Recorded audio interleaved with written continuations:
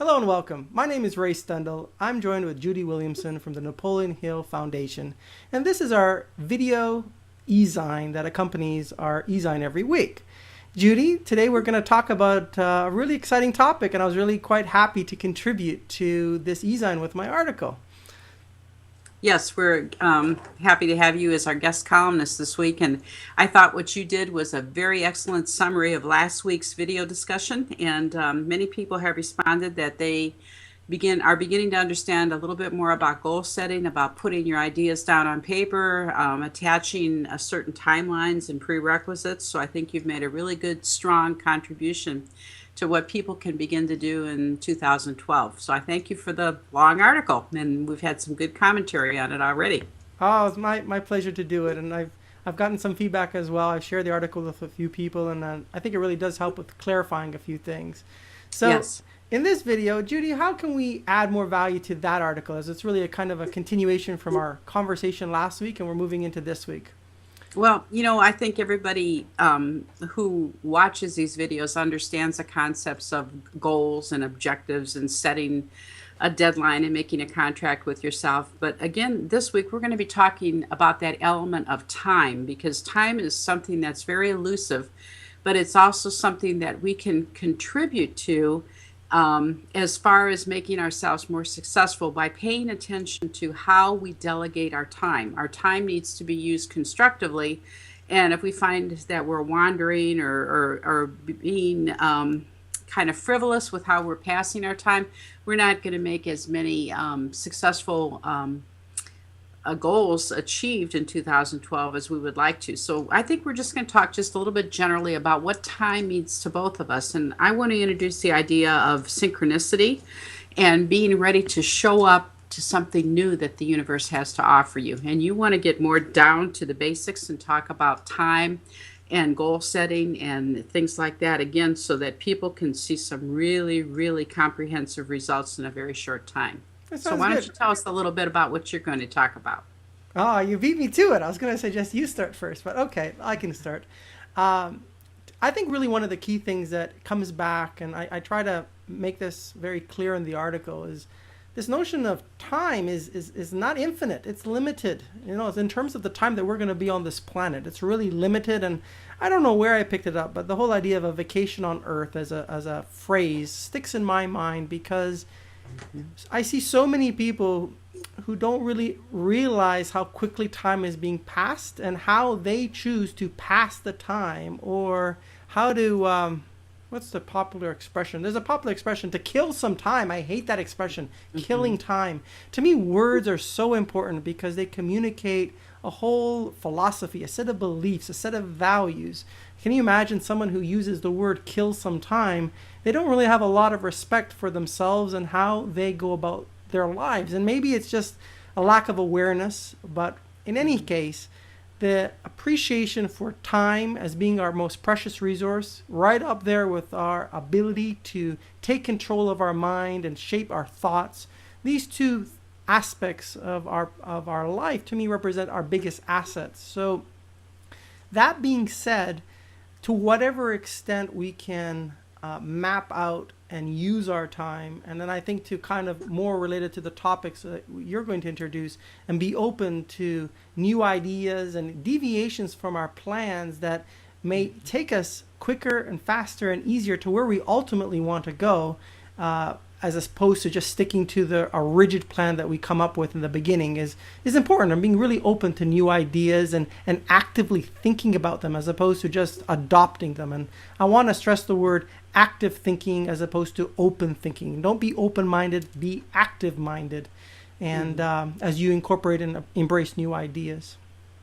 I like what you're saying, because you're talking in metaphors. And as you express that, this time that we have here is our vacation on Earth. It's not like our prison sentence on Earth. It's something that we're put here to enjoy.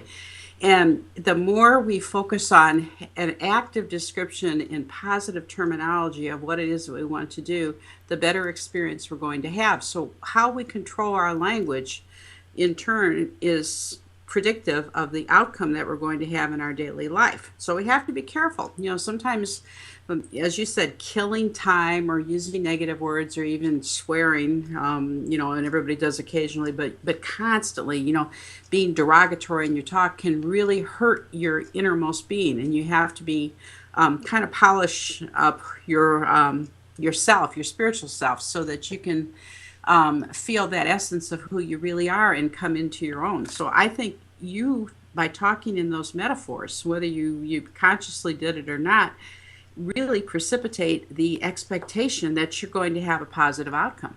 And I think that's good. That's very good. Oh, thanks. Those phrases to me just kind of stand out in terms of being consciously aware that we need to respect our time. And by respecting our time, we ultimately are respecting ourselves, because our lives, and here's another metaphor, are made up of all of the individual moments strung together. So by respecting your time, you respect yourself and your life.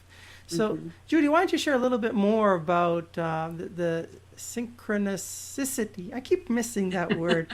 Synchronicity. Thank you. Synchronicity. Of really being open to new things in our life. Well, we often think of time as being linear, as starting at one point and ending at another. And of course it does when we're born and when we die, but there's a lot of middle time in between. But I also like to think of time as being circular. And in the fact that time is circular, we can kind of complete a circle, complete a revolution, and a revolution in the manner of speaking, that we're going from point A to point B back to point A, and it's in that way. And when we think of time not as something that has a definite beginning and an end, but can go on, we also open ourselves up to other opportunities to consider what came before and what might come after. And I like to read the psychologist Dr. Carl Jung, and his idea that he expresses so eloquently concerning synchronicity, because synchronicity is kind of like a chance coincidence that happens in our lives that either we pay attention to or we don't. I mean, it could happen and we could just not be tuned in, and it could bypass us and we never get the wisdom that comes from that message. And Carl Jung felt that those types of moments were moments that confirmed in our lifetime that we were on the right path, that we were on our life's purpose, that gave us a direction. And I'm thinking about what you said about being on a vacation. When you go on a vacation, you tend to do things that you like to do, obviously, because that gives you enjoyment. But there's also something to be said for doing things that you really prefer not to do. Like someone would say, well, would you care to go to the theater? Oh, no, I don't like theater. Or would you care to go to church with me? Oh, no, I never go to church. Or would you care to do this luncheon today with this group of university people? And they say, oh, no, I don't like to go around with those people. Well, consider the fact that if you say yes to something, even though you're a little skeptical about what the results are going to be, you might just open a door to a new opportunity. And that's happened to me time and time again. And sometimes there's messages there in that opportunity that you need to have as kind of signposts in your life that indicate to you that you're on the right track. And that's how I read into it. And I enjoy reading about stories about synchronicity, and I keep a journal. I keep a daily journal, and I like to follow the journaling technique of Julia Cameron. And some of you know about her. She wrote a very significant book called The Artist's Way, and she's gone on to write many others. But that first book talks about how to overcome blocks in an artist's life. But we're all artists, so it applies to each one of us. And it is in tune with Napoleon Hill because it gets you to the point of being ready to understand what your life's purpose is. And Ray, whether you think we create our purpose or whether you believe we're born with our purpose is kind of irrelevant. We all have a purpose, and we're here to accomplish something. So once we locate it, that's the purpose that we need to pursue. Well, I believe we discover our purpose, to use at least the way my thoughts on it. Now, there's a couple things you mentioned I wanted to key off on. Using that metaphor again with being on a vacation on Earth, and we think of being on vacation. About a year and a half, I went on vacation with another couple to Hawaii, and my friend's girlfriend, her name's Yvonne, and she wasn't really particularly excited to go ziplining. Ziplining is basically where you connect yourself to a wire and you basically fly through the air from across a canyon from one high point to another high point. It was about 1,500 feet. It was a pretty good line. However, she did do it, and she was open to it after a little bit of convincing. And at the end of the experience, she loved it. Why am I bringing it up? Because in the same way that we go on vacation and we perhaps try new things, in life we want to try new things and be open to these new adventures. Because as long as it makes sense and you're safe in the whole process, you're not putting your life in danger, which I don't think you are on ziplining, you can have a wonderful new experience. So I think that's another good example that we can apply in our life. And the other comment I mentioned that I wrote down here was the word creative. And you mentioned that we are all artists. And I really believe that. We're all artists. We are all creators. We are all people here to create beautiful experiences, products, services, and relationships with other people. And that being said, we need to approach life, I think, really as a creator, because that's where we get to really express ourselves, and we all want to express ourselves more fully and more deeply. I agree, and I think those are very practical ideas to carry forward. But to get back to your statement about discovering your life's purpose, if you discover your life's purpose, someone had to put it there.